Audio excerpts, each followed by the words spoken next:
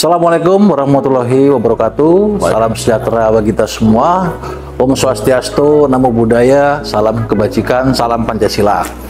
Saya Lintong Dianto Putra, asisten pemerintahan Sekretariat Daerah Kota Bekasi, selaku Project Leader pelatihan kepemimpinan nasional tingkat 1 angkatan 58 tahun 2023. Lembaga Administrasi Negara Republik Indonesia. Pada siang hari ini saya ditemani oleh analis media fungsional perizinan pada Dinas Penanaman Modal dan Pelayanan Terpadu Satu Pintu. Pada hari ini kami akan menyampaikan beberapa hal terkait dengan sistem informasi kerjasama daerah dalam hal pemanfaatan barang milik daerah.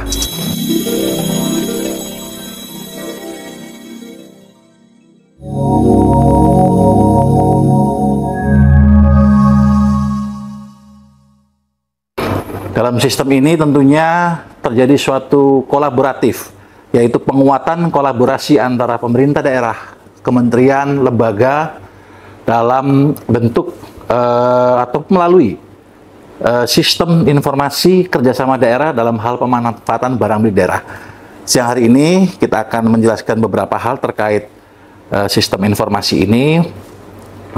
Pertama, kita akan jelaskan mengenai profil sistem informasi kerjasama daerah, kemudian kemanfaatan daripada sistem informasi kerjasama daerah, kemudian yang ketiga adalah strategi marketing daripada sistem informasi kerjasama daerah, dan yang keempat adalah manfaatnya terhadap peningkatan iklim investasi khususnya di Kota Bekasi. Nah, di sini juga ditemani oleh tim kerja saya, Pak Andi Raumane. Nanti kita sama-sama akan berkolaborasi menjelaskan terkait daripada sistem ini. Baik pemirsa sekalian, di awal kami tadi sampaikan bahwasanya sistem informasi kerjasama daerah dalam hal pemanfaatan barang milik daerah ini adalah merupakan bentuk proyek perubahan pelatihan kepemimpinan nasional tingkat 1 yang kami gagas bersama para kepala perangkat daerah yang ada di Kota Bekasi, di mana gagasan ini melalui proyek perubahan yang saya ciptakan ini terbagi menjadi 3 tahapan, yaitu jangka pendek, jangka menengah, dan jangka panjang. Di mana di jangka pendek ini kita sudah ciptakan, kita sudah bangun sistem ini. Kemudian di jangka menengah tentunya kita akan lebih menyempurnakan daripada sistem informasi kerjasama ini, penguatan kapasitas sistem, kemudian pengembangan daripada kerjasama daerah dalam hal pemanfaatan barang milik daerah secara terdigitalisasi ini. Kemudian di jangka panjang kita juga berkolaborasi dengan kementerian dan lembaga, khususnya adalah Kementerian Dalam Negeri, di mana Kementerian Dalam Negeri adalah pembina dan pengawas daripada pemerintah daerah, baik provinsi maupun kota kabupaten dalam hal kerjasama daerah. Ke depan, secara jangka panjang, sistem ini tentunya akan diterapkan secara nasional, tentunya melalui tahapan-tahapan yang sudah kita lalui saat ini jangka pendek, nanti jangka menengah, dan jangka panjang. Perlu kami jelaskan bahwa sistem informasi kerjasama daerah dalam hal pemanfaatan barang milik daerah ini adalah merupakan suatu bentuk aplikasi digitalisasi pemerintahan yang kami ciptakan. Mulai dari proses perencanaan, pelaksanaan, pengawasan pengendalian ataupun monitoring evaluasi perjanjian, sampai dengan pelaporan, output maupun outcome perjanjian kerjasama daerah. Jadi seluruh proses penyusunan kerjasama daerah sudah kita ciptakan secara digitalisasi. Adapun beberapa fitur-fitur yang terdapat di dalam sistem ini adalah mulai dari tahap perencanaan adalah pemrakarsa ataupun pihak ketiga mulai mengupload persyaratan untuk melakukan kerjasama dengan pemerintah daerah dengan memanfaatkan aset milik daerah, baik itu sifatnya sewa, pinjam pakai, kemudian kerjasama pemanfaatan, kemudian kerjasama penyediaan infrastruktur maupun barang guna serah atau barang serah guna. Nah, inilah tentunya nantinya dalam sistem terdigitalisasi ini sudah dibatasi oleh yang namanya suatu aturan, regulasi, ataupun standar operasional prosedur. Dengan demikian, baik pemerintah selaku pemilik aset, baik pemrakarsa ataupun pihak ketiga yang memanfaatkan aset, semua memiliki mendapatkan kepastian hukum dalam prosesnya, karena sudah diikat yang namanya standar operasional prosedur, waktunya pun jelas.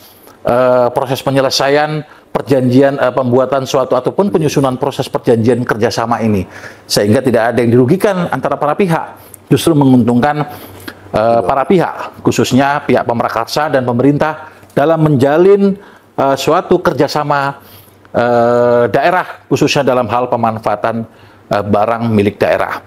Dalam sistem ini, dalam fitur ini, tentunya sudah disiapkan juga fitur-fitur monitoring evaluasi ataupun pengawasan pengendalian daripada perjanjian kerjasama, sehingga tentunya menjamin kepastian para pihak.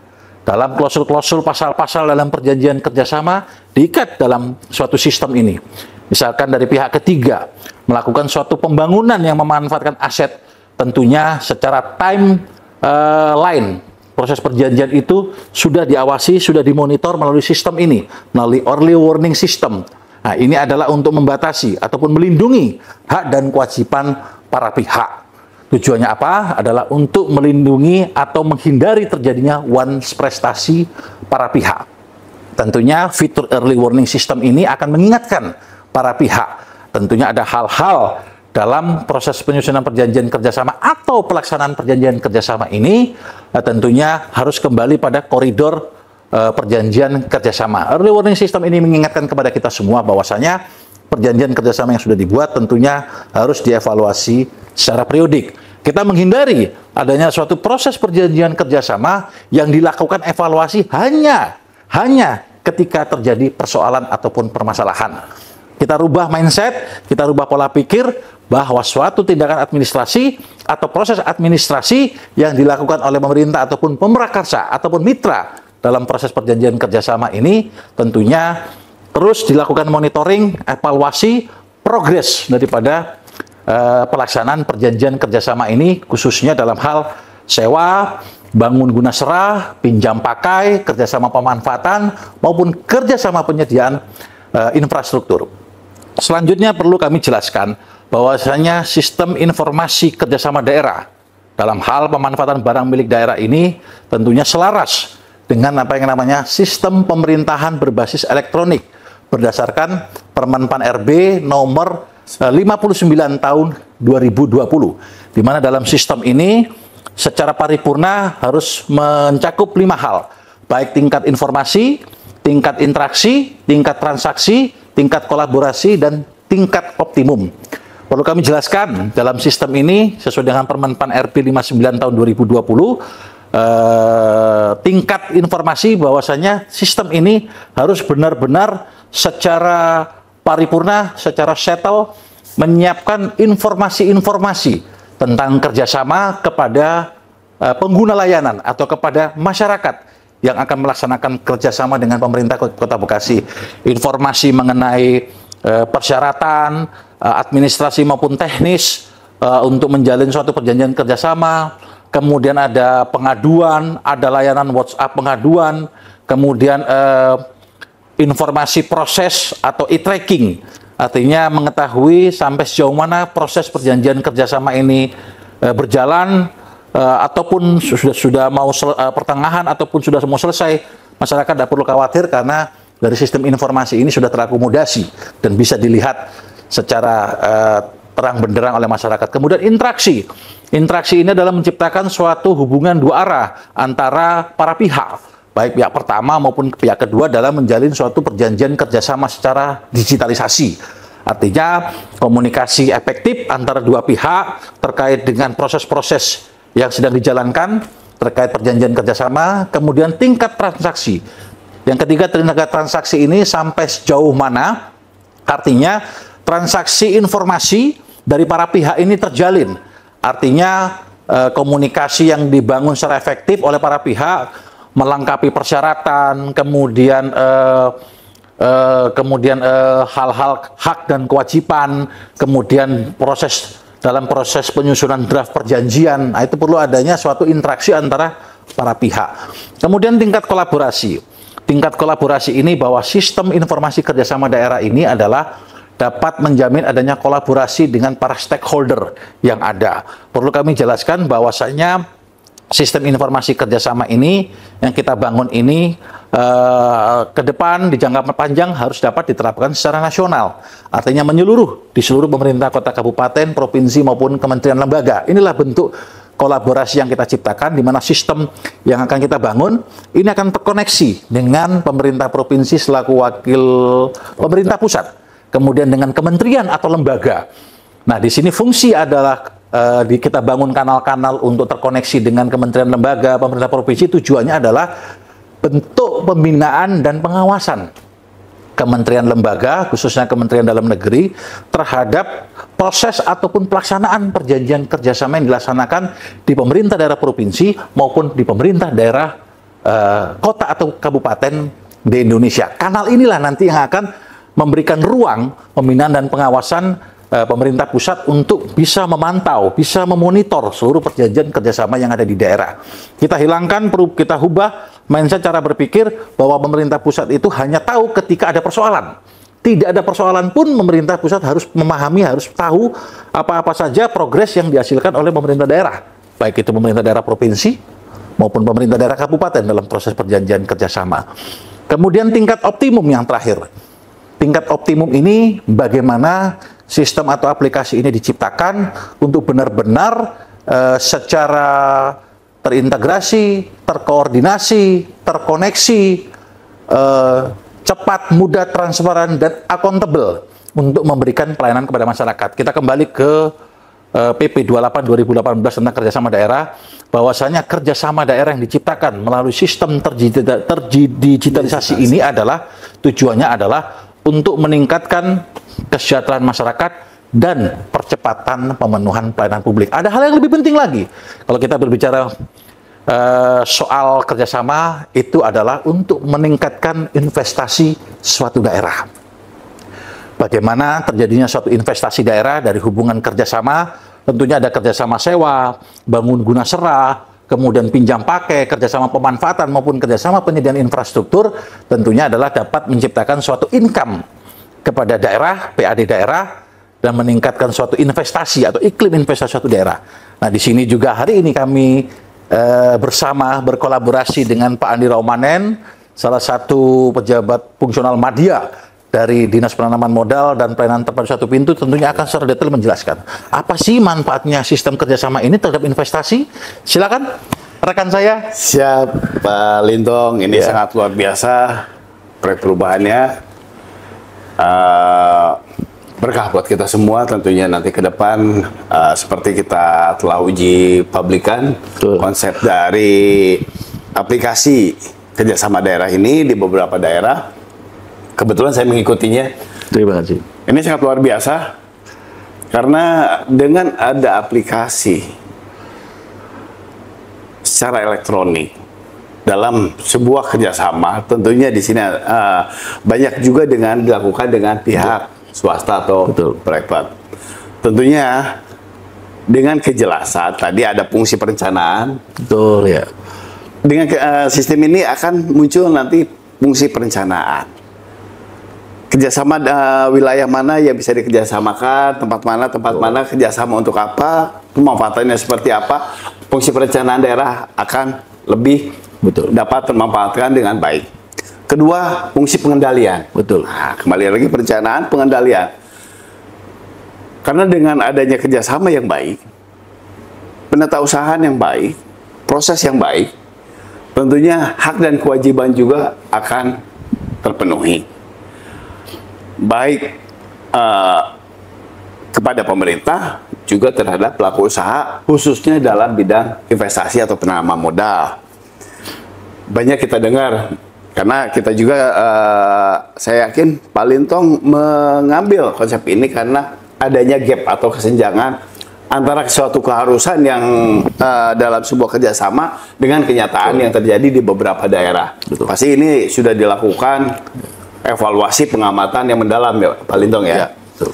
banyak kita dengar kerjasama di beberapa daerah berakhir tidak manis. Bisa dikatakan seperti itu. Dengan adanya pengikatan seperti ini, secara jelas hak kewajibannya, pengendaliannya di sini tadi yang disampaikan Pak Lintong, ada e-warning system juga, kaitan pengawasannya, tentunya ini akan memberikan dampak. Kita tidak menganggap atau tidak berpikiran investor itu cenderung tidak baik. Ya. Karena informasi yang disampaikan ke investor juga mungkin tidak berbeda antara digital dengan manual. Ada proses, kalau manual kan ada proses penyampaian, proses berapat dan lain-lain. Kalau digital, pelaku usaha atau investor pun bisa melihat apa yang harus dilakukan pada termin saat itu. Betul. Itu akan lebih memudahkan investor juga dalam melakukan kewajibannya juga terhadap pemerintah. Ketika tadi disampaikan juga oleh Pak Lintong, ketika kerjasama habis, apa yang harus dilakukan? E-warningnya ketika dua bunyi, apa yang harus dilakukan pemerintah juga? Ini akan sangat banyak memberikan manfaat, bukan hanya di Kota Bekasi, saya pikir di seluruh Indonesia akan sangat menantikan aplikasi ini. Kemudian tadi ada perencanaan kaitan dengan RDTR, tata ruang, dan lainnya. Juga pengendalian. Terus ketiga, fungsi pengawasan. Nah, kebetulan saya dari DPM PTSP. Setiap pelaku usaha di sini wajib memiliki pertama itu NIB. Ya. Banyak kejadian kerjasama tidak diiringi dengan nomor induk berusaha. Karena ini kegiatannya pasti kegiatan berusaha. Perizinan berusaha. Apapun itu nanti pasti akan ada usaha. Harus ada NIB. Terus menunjukkan KBLI. Ya. Ada persyaratan di sana ya Pak Lintong ya. Kebetulan Master OSS juga dulu di Kota Bekasi, Pak Lintong. Yeah. Jadi ketika misalnya ada perusahaan melakukan kerjasama antar daerah, misalnya pemanfaatan wilayah untuk dibuat mall, banyak ya Pak ya? Atau toko modern atau pasar. Itu di situ setelah dia memiliki NIB, dia punya juga harus pemenuhan KBLI-nya. Yeah. Tentunya sebelum pada akhirnya ke PKKPR, kesesuaian RDTR, kesesuaian AMDAL, kesesuaian lainnya, di situ pemenuhan KBLI, modal, tenaga kerja, OSS di sini. Nanti pengawasan juga akan berjalan di OSS-nya. Nah, karena setiap pelaku usaha di dalam OSS ada juga kewajiban, yaitu LKPM, laporan kegiatan penanaman modalnya. Selain di warning system ini, di sistem kerjasama daerah, di OSS-nya juga akan terpantau bagaimana laju pertumbuhan ekonomi, pelaksanaannya, laju pertumbuhan penanaman modalnya dari mulai tahap konstruksi sampai ke operasional. Itu akan terlihat dalam laporan LKPM. Juga sesuai dengan PP 5 tahun 2021 tentang perizinan berusaha, dan PP nomor 6 tahun 2021 tentang perizinan berusaha berbasis resiko di daerah. Kemudian turunannya pada Perka 5 BKPM tentang pedoman tata cara pengawasan perizinan berusaha di daerah, perizinan berusaha di Indonesia. Jadi ada kewajiban selain LKPM, ada kewajiban kerjasama. Ya. Atau kemitraan antara PMA PMDN dengan UMKM. Ada kewajiban CSR. Di situ di PP 5 itu dijelaskan sama di Perka BKPM kewajiban pelaku usaha atau investor yang menanamkan modalnya di daerah. Tentunya dengan adanya sistem ini, kerjasama aplikasi kerjasama daerah akan membantu DPM PTSP tentunya dalam pencatatan investasi. Ya. Selamat Pak Lintong, semoga aplikasi ini setelah kita berapa kali uji publik, kemudian ada tanggapan bagus juga dari Kemendagri. Betul. Semoga kita bisa segera menasionalkan aplikasi ini. Tentunya dalam perjalanannya kita akan banyak menerima masukan-masukan dari berbagai ahli, karena masukan dari seluruh elemen ini adalah yang membuat kesempurnaan pada aplikasi sistem kerjasama daerah ini. Mungkin itu Pak Lintong. Terima kasih Pak Andi. luar biasa ya kalau kami ditemani teman partner hebat ini seperti Pak Andi ini merupakan suatu saling melengkapi. Di mana tadi kalau Pak Andi sudah menjelaskan tentang proses perizinan secara online single submission RBA ya. Sekarang ini bahwasanya proses perizinan adalah merupakan salah satu persyaratan kerjasama yang akan dibangun. Karena kalau kerjasama dengan orang per orang atau kerjasama dengan badan usaha atau badan hukum, tentunya legalitas badan hukum pun harus kita lihat. Apa yang kita lihat? Salah satunya adalah selain akte pendirian adalah proses perizinannya, legalitas perizinan perusahaannya, legalitas perizinan berusaha yang dimiliki oleh perusahaan. Tadi sudah dijelaskan oleh partner saya, Pak Andi Raumanen yang sangat luar biasa. Ada kewajiban-kewajiban dalam proses perizinan seperti LKPM, kewajiban untuk melaporkan LKPM itu berkaitan erat. Berkaitan erat satu dengan yang lain. Makanya sistem informasi kerjasama daerah dalam hal pemanfaatan barang milik daerah ini adalah merupakan suatu sistem yang kita ciptakan dalam bentuk kolaborasi. Jadi kalau dibilang ini sistem kolaborasi. Kenapa kami katakan kolaborasi? Tadi kolaborasi dengan proses perizinan. Dalam fitur juga dalam sistem ini Pak Andi, salah satu fitur ada 23 fitur dalam sistem ini. Salah satunya ada fitur juga yang berkaitan dengan investasi dan tenaga kerja. Nah inilah nanti kita integrasikan dengan Dinas Penanaman Modal terkait dengan investasinya. Jadi nanti real time ketika ada kerjasama masuk, ketahuan nanti nilai modalnya berapa, nilai investasinya berapa. Jadi untuk kita saling mendukung, berkolaborasi dengan perangkat daerah, ya inilah yang akan kita ciptakan di daerah-daerah lain. Dan satu hal, para pemirsa sekalian, bahwasanya sistem ini sudah dikerjasamakan juga dengan 3 daerah, yaitu pemerintah Kabupaten Bekasi, pemerintah Kabupaten Karawang, dan pemerintah Kabupaten Kuningan. Nah itu sudah melakukan perjanjian kerjasama dengan kita untuk memanfaatkan sistem kita ke depan. Artinya sudah direplikasi. Ya semoga sistem kerjasama ini bermanfaat. Dan memang arahnya adalah secara nasional, sekarang sudah diadop oleh 3 daerah, dan kemudian akan kita juga sosialisasikan. Dan kemarin kita juga sudah melaksanakan sosialisasi Pak Andi, di 5 provinsi, 10 kota kabupaten di Indonesia, yang dihadiri oleh sekretaris daerah selaku ketua tim koordinasi kerjasama daerah. Nah nanti ke depan semoga sistem yang kita ciptakan ini bisa bermanfaat untuk daerah lain. Karena saya katakan di awal bahwa sistem ini Pak Andi kita ciptakan adalah merupakan bentuk kolaborasi para stakeholder. Bentuk SPBE. Ya, dalam bentuk merupakan rangkaian daripada sistem pemerintahan berbasis elektronik. Kita role-nya nggak keluar dari itu. Karena sistem yang kita bangun tentunya sudah memenuhi tingkat 5 kriteria ya, tingkat informasi, interaksi, transaksi, kolaborasi, dan tingkat optimum. Nah ini yang sudah kita role-nya nggak keluar dari itu. Karena apa yang kita ciptakan ini tentunya juga semoga akan memudahkan kementerian, lembaga, selain pemerintah daerah provinsi, kota, kabupaten. Pada saat sosialisasi beberapa waktu lalu juga Kementerian Dalam Negeri menyampaikan apresiasi terhadap sistem ini, segera disempurnakan tahapan-tahapannya, kemudian untuk segera diterapkan secara nasional. Nah ini kami juga kolaborasi dengan Kementerian Dalam Negeri. Alhamdulillah bahwa Kementerian Dalam Negeri dengan seluruh jajarannya sangat mendukung proses perjalanan proyek perubahan kami ini, dan tentunya tanpa dukungan semua pihak ini semua nggak akan terjadi. Nggak akan terjadi sama sekali, karena dengan adanya kolaborasi, integrasi, dan integritas yang diciptakan oleh teman-teman baik dari kementerian, lembaga, provinsi, dan kota kabupaten, sehingga bisa tercipta ini. Merupakan suatu karya dari proyek perubahan, bukan proyek perubahan kami pribadi, tapi ini adalah pemerintah Kota Bekasi dan juga pemerintah daerah kota kabupaten lainnya.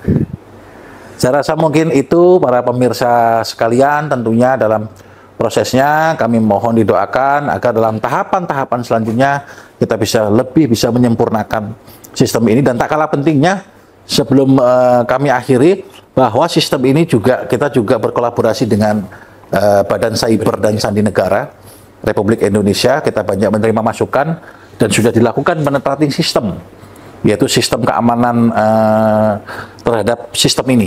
Ya kalau kita bicara sistem kan banyak hacker ataupun gangguan sistem. Nah ini itu yang kita minimalisir. Kita juga sudah berkolaborasi dengan BSSN Republik Indonesia dan Dinas Komunikasi Informasi Persadian. dan sudah diuji dan rekomendasinya sudah keluar. Ada beberapa hal yang perlu kita tidak lanjuti rekomendasinya kemarin dan sudah kita tidak lanjuti. Aman. Ya? Aman. Dan nanti ke depan di jangka menengah kita akan lengkapi lagi, sempurnakan lagi fiturnya, dan di jangka panjang kita akan terapkan secara nasional. Tapi dengan semangat kami, semangat Pak Andi dan teman-teman, kalau perlu nggak usah nunggu jangka panjang, jangka menengah kita berlakukan.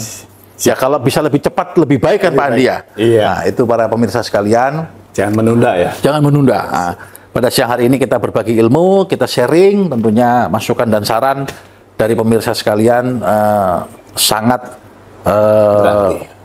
berarti buat kami untuk kesempurnaan sistem ini, karena sistem ini digunakan oleh publik, ya, digunakan oleh publik, pemrakarsa, pihak ketiga atau siapapun yang melakukan kerjasama, khususnya dalam hal pemanfaatan pada milik daerah. Mungkin itu, pemirsa. Nanti lain waktu kita akan sambung, kita akan sharing lebih luas lagi terkait dengan sistem ini, dan tentunya kami mohon doa, kami mohon support dari pemirsa sekalian agar semua sistem kerjasama ini dapat berjalan dengan baik dan lancar, menciptakan suatu tujuan sesuai dengan PP 28/2018. Tujuannya adalah untuk meningkatkan kesejahteraan masyarakat dan percepatan pembangunan pelayanan publik. Demikian para pemirsa sekalian. Sampai bertemu kembali. Wassalamualaikum warahmatullahi wabarakatuh. Salam sejahtera bagi kita semua. Om Santi Santi Santi Om.